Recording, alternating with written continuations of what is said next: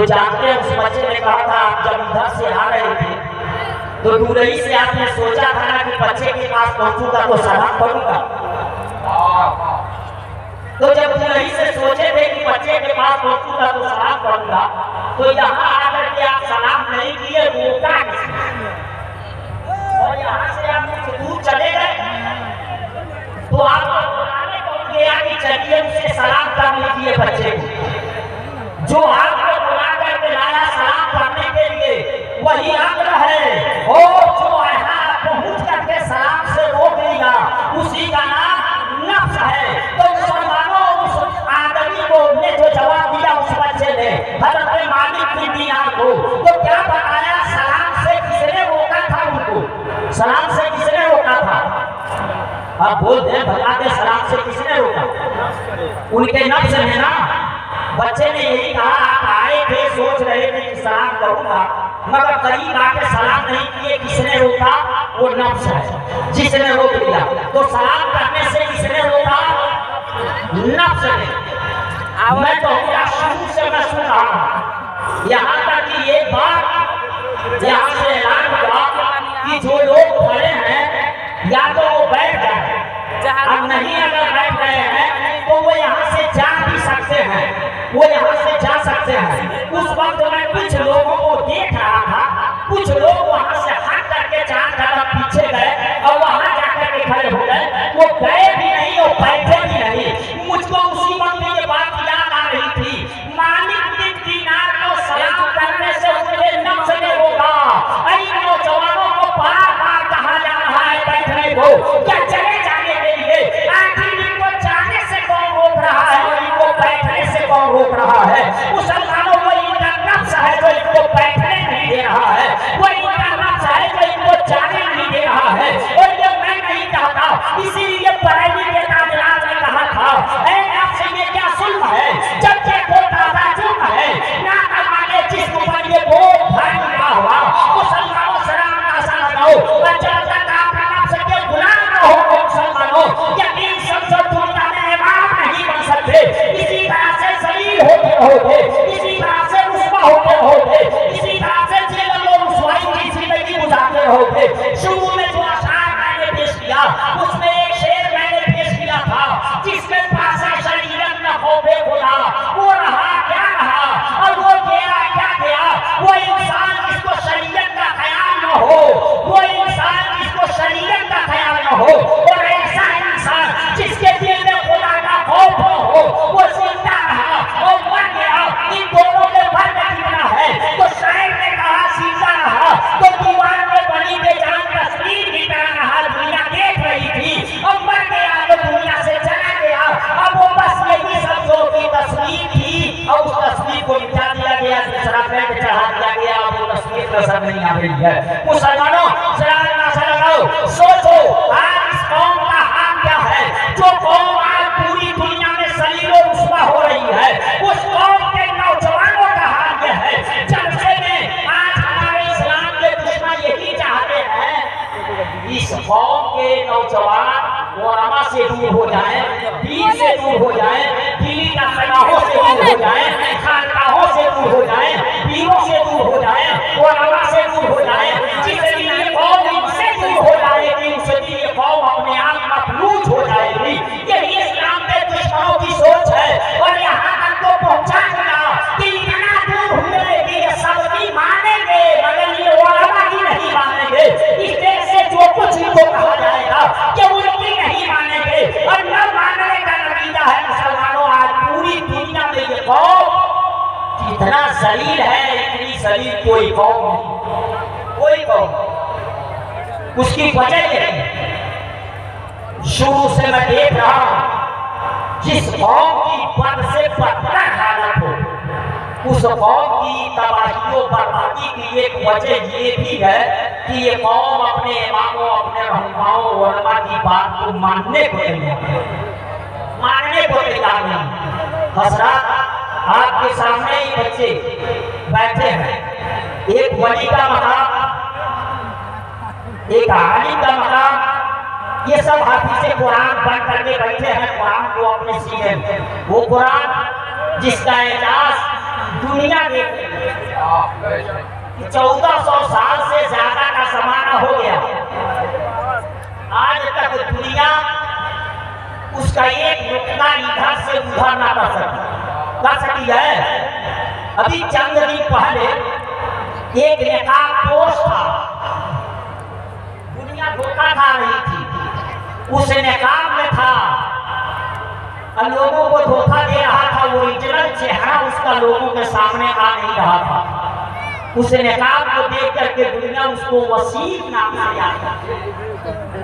मगर जब वो कुरान बदलने की बात किया, कुरान की 36 आयतों की निशानदेही थी और कहा इन आयतों को कुरान से निकाल दिया जाए, तो उसमें से कोई एक आयत भी तो निकाल ना सका।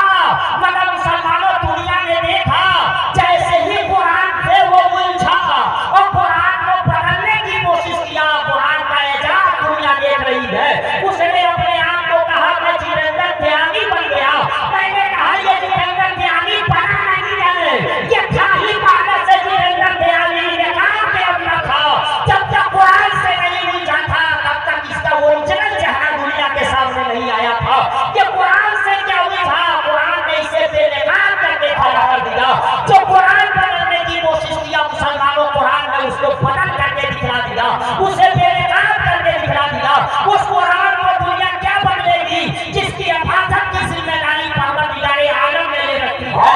मुसलमानों, उस कुरान को ये दुनिया क्या बदलेगी। और उसका ईमान रखने वाला, उसे अपने सीनों में महफूज करने वाला ये कैसा होगा जो किताबे इलाही को अपने सीने में रखता है। अब इसका अंदाजा सिर्फ इससे कर लीजिएगा, आपको पता चल जाएगा। कुरान मुकद्दस कर जाकर के खोलिएगा। एक नबी, बड़ी शान के नबी हज़रत सुलेमान अलैहिस्सलाम, ये मेरी आखिरी बात होगी बड़ी इख्तिसार के साथ मैं पेश करूंगा। हज़रत सुलेमान अलैहिस्सलाम बड़ी शान के नबी, फिलिस्तीन की धरती है, फिलिस्तीन की धरती पे वो एक दरबार अपना लगाए हैं, दरबारी दरबार में बैठे हुए हैं। दरबार लगाने का भी एक टाइम था और दरबार बर्खास्त करने का भी एक टाइम था। वहाँ दरबार लगाए हुए हैं और उसी वक्त एक परिंदा जिसे हुदहुद कहते वो गायब रहा। आप उस पे नाराज हुए और आपने बताया कि वो परिंदा कहाँ है, अगर आए तो मैं उसको वो सजा दूं, ये करूं वो करूं। परिंदा के पहुंचने को हुआ क्या, उसने आकर के माकूल उज़्र पेश किया, बताया मैं ऐसी जगह पे गया था जहाँ एक औरत रहती है, जो औरत वहाँ हुकूमत करती है, मगर वो दीन को नहीं मानती, वो सूरज की परस्तिश करती है। मुसलमानों, ये कह करके उसने कहा आप उसे दीन की दावत दीजिए। अल-मुख्तसर ये कि आपने खत भेज दिया उसके पास और वहाँ से उस खत को पा करके वो चली भी, यह सोच करके चलती हूँ वहाँ पूछूंगी कुछ बातें। अगर ये पूछ करके मैं जान गई कि वाकई ये नबी है तब तो नहीं लड़ा जाएगा, तब उसकी बात मान ली जाएगी। और अगर बातों से पता चल गया ये नबी नहीं सिर्फ बादशाह है तो उससे जंग की जाएगी, उसकी बात नहीं मानी जाएगी। मुसलमानों, वहाँ से वो चल दी। मलिका कहाँ से चली थी मुसलमानों, वो मुल्क यमन में एक शहर है शहर सबा, वहाँ से वो चल दी थी और इधर दरबार लगाए थे हज़रत सुलेमान अलैहिस्सलाम। हज़रत सुलेमान अलैहिस्सलाम ने अपनी दरबार में ऐलान किया। ये प्रिंट मीडिया वालों से न पूछना वो ऐलान क्या था, ये इलेक्ट्रॉनिक मीडिया वालों से न पूछना कि वो ऐलान क्या था, ये मोदी मीडिया वालों से न पूछना कि वो ऐलान क्या था, ये उनसे न पूछना जिनका बयान रोजाना बदलता रहता है। उस कुरान से जाकर के पूछना जो कुरान 1400 साल का जमाना गुजर गया, एक नुक्ता न बदल सका, उससे जाकर के पूछना उसमें क्या ऐलान किया था खुदा के उस जलीलुल कद्र पैगंबर ने, तो पता चलेगा। हज़रत सुलेमान अलैहिस्सलाम ने कहा था क्या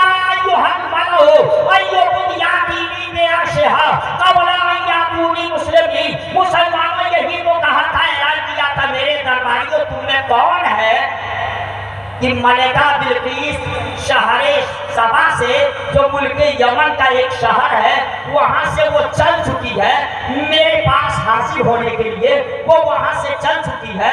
तुमने कौन है जो उसके आने से पहले पहले उसका तख्त ला करके भारी भरकम वसरी तख्त ला करके दरबार में हाजिर कर दे। मुसलमानों, अब सारा अंदाजा लगाओ, जाने में 1 महीने का वक्त लगेगा। एक तरफ से वो जमाना ट्रेन का नहीं, वो जमाना प्लेन का नहीं, नहीं, वो जमाना टवेरा का नहीं, वो जमाना सवेरा का नहीं, वो जमाना फोर लेंथ का नहीं था, वो जमाना इन गाड़ियों का जमाना नहीं था। उस जमाने के एतबार से एक तरफ से जाने में 1 महीना लगता, फिर पलट करके आने में 1 महीना लगता, 2 महीने का वक्त लगता। उधर से वो चल चुकी है, उसके आने से पहले पहले तक लाना है। अब ये जाने वाला किस रफ्तार के साथ जाएगा, कितनी तेजी के साथ जाएगा, क्योंकि उसे सिर्फ आना है और इसको जाना भी है और आना भी है। और सिर्फ जाना और आना नहीं है, भारी भरकम तख्त लेकर के आना है जो 7 दरवाजों के अंदर है, ताले लाख कर दिए गए हैं, पहरे बैठा दिए गए हैं। ये ऐलान करते हैं कुरान के अंदर ये है, इन्होंने कहा है कोई जो उस तख्त को लाए, अल मुख्तसर एक तैयार होने वाला तैयार है, वो भी कुरान से पूछो पता चल जाएगा कौन था। तो काला इफरीतुम मिनल जिन्न, इफरीत ने कहा जो इंसानों में से नहीं था, जो जिन्नों में से था। काला इफरीतुम मिनल जिन्न, इफरीत ने कहा जो इंसानों में से नहीं था, जिन्नों में से था। उसने कहा क्या नाम था उसका, कुरान ने बताया इफरीत था। और क्या था, इंसान था कि जिन था, ये किसने बताया, कुरान ने बताया। दोनों पता कुरान से मिला, उसका नाम इफरीत था और वो इंसानों में से नहीं, वो जिन्नों में से था। काला इफरीतु मिनल जिन्न अना आतीका बिही क़ब्ल अन तक़ूम मिन मक़ामिका व इन्नी अलैहि लक़वीयुन अमीन। उसने कहा उस तख्त को मैं ले आऊंगा और टाइम बता रहा है कि आप दरबार लगाए हैं, दरबार बर्खास्त करेंगे, उससे पहले पहले तख्त को ला करके मैं हाजिर कर दूंगा, तख्त को ला करके हाजिर कर दूंगा। जरा आप अंदाजा लगाइए, जोहर से पहले दरबार बर्खास्त कर देना, इसी बीच में वो ला करके हाजिर करने को तैयार। कितनी तेजी से जाएगा और कितनी तेजी से लाएगा, मगर हज़रत सुलेमान अलैहिस्सलाम ने उससे ये काम लिया नहीं, उससे ये काम लिया नहीं। क्यों? उनको पता था इससे भी कम टाइम में लाने वाला इसमें है, हमारे इस दरबार में इससे भी कम टाइम में लाने वाला है। उससे काम नहीं लिया। मगर ये बताइए उसका नाम पता चला कैसे, किसने बताया उसका नाम इफरीत था, कुरान से ना। और वो इंसानों में से नहीं था, वो जिन्नों में से था। ये किसने बताया, ये कुरान से पता चल गया ना। काला इफरीतु मिनल जिन्न अना आतीका बिही क़ब्ल अन तक़ूम मिन मक़ामिका, इससे पता चला कि उसके नाम का भी पता चला, वो जिन्नों में से था, ये भी पता चला, दोनों पता कुरान से चला। मगर उससे काम नहीं लिया गया। काम जो किया उसको देखो, उसके बाद कोई तैयार हुआ था लाने के लिए कि नहीं, और लाया कि नहीं, तो उसके बाद पता चलेगा आगे जब आप देखेंगे। तो कारण लसीरिंदहु इल्मुम मिनल किताब, उसने कहा जो ये किताबे इलाही के कुछ हिस्से का इल्म रखता था, पूरी किताब का इल्म नहीं रखता था। किताबे इलाही के कुछ हिस्से का इल्म था, मिनल किताब कहा, पूरी किताब का आलिम नहीं था। उस किताब के कुछ हिस्से का आलिम था, कुछ हिस्से का इल्म रखता था, यानी वो आलिम था मुसलमानों। काला लसीरिंदहु इल्मुम मिनल किताब, उसने कहा जो किताबे इलाही के कुछ हिस्से का इल्म, यानी वो आलिम था। तो वो आलिम था। मैं कहूँ मौलाना साहब बैठे हैं, तो आप समझ जाएंगे किस मौलाना साहब को मैं कह रहा हूँ। मौलाना साहब किसी का नाम है, मौलाना साहब किसी का नाम नहीं, डॉक्टर साहब किसी का नाम नहीं, मास्टर साहब किसी का नाम नहीं, इंजीनियर साहब किसी का नाम नहीं। और कुरान ने कहा काला लसीरिंदहु इल्मुम मिनल किताब, उसने कहा जो किताबे इलाही के कुछ हिस्से का इल्म रखता था, पूरी किताब का इल्म नहीं रखता था, उससे किताब से कुछ इल्म रखता था। और किस किताब का इल्म रखता था, जो किताब मंसूख कर दी गई, उस किताब का इल्म रखता था। वो इल्म किससे हासिल किया था, वो हज़रत सुलेमान अलैहिस्सलाम से हासिल किया था। मंसूख होने वाली किताब का वो इल्म रखता था। मुसलमानों वो इल्म हज़रत सुलेमान अलैहिस्सलाम से हासिल किया था, और पूरी किताब का इल्म नहीं रखता था, किताब के कुछ हिस्से का वो इल्म रखता था, कुछ हिस्से का वो आलिम था। उसने कहा नाम तो नहीं बताया, ये बता दिया कि वो मौलाना था, कुरान किताबे इलाही का वो आलिम था, नाम नहीं बताया कुरान।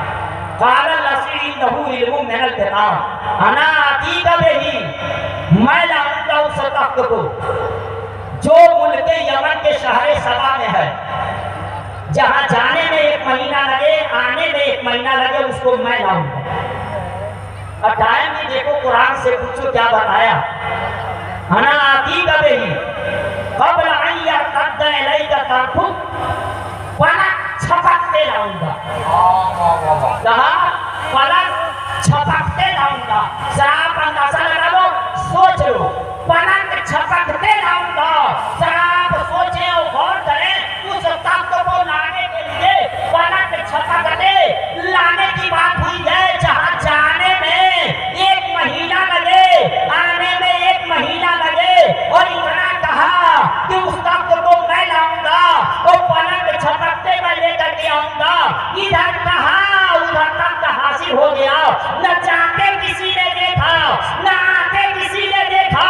पता चला मुसलमानों कि अल्लाह वालों की शान ऐसी होती है कि हजारों हजार मील की दूरी पे क्यों ना वो तख्त हो, मुसलमानों उसको लाने के लिए न उसको जाते किसी ने देखा, न आते किसी ने देखा। और जैसे कहा मैं लाऊंगा और पलक छपकते लाऊंगा, इधर कहा उधर तख्त हासिल हो गया। मुसलमानों जो इतनी दूर से तख्त ले आ गए, वो इतनी दूर से अपने चाहने वाले की मदद क्यों नहीं कर सकता, उसकी मदद क्यों नहीं कर सकता। कहीं से पुकारो तेरी मदद को आएंगे, मगर पहले इस लायक तो बनो, उनके ऐसे गुलाम तो बनो कि तुम कहीं से पुकारो वो तुरंत तेरी मदद के लिए आए। पहले तो तुम उस लायक अपने आप को बने नहीं, इनकी हमारी कौम की बेवकूफी है।